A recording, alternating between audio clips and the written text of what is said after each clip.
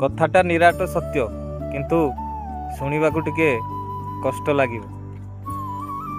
आजिकल जो Valentine day पालन करुछंती बा भैलेंटाइन वीक पालन करुछंती एथिरे आजिकल युवपीढ़ी माने कौन करुछंती जहाँ को भल पाउछंती तांको पाई स्पेशल गिफ्ट रोज डे रे रोज आनिबा, चॉकलेट डे रे चॉकलेट आनिबा, टेडी डे रे टेडी आनी गिफ्ट करिया, ये सब अच्छी।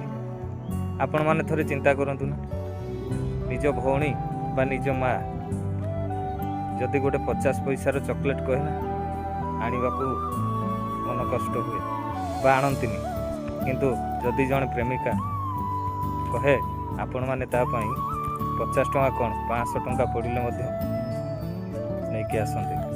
आपण मानक माँ भौणी कौन किसी आपण करना थोड़े कथाटा भावतु ना।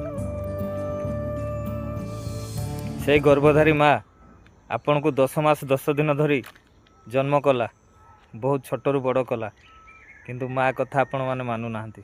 किंतु जदि 10 दिन प्रेमिका आपण मान को कौन डिमांड करे ना से पॉकेट रे पैसा थाउ न थाउ आपण माने सब बड़ बड़ गिफ्ट नहीं आसंती, किंतु माँ माँ कहले ना मो पाखे पैसा ना 10 टंकार बरा कहले मध्य आपण आणंतिनी, किंतु जने प्रेमिका पाई 10,000 टंकार भी गिफ्ट दियंती।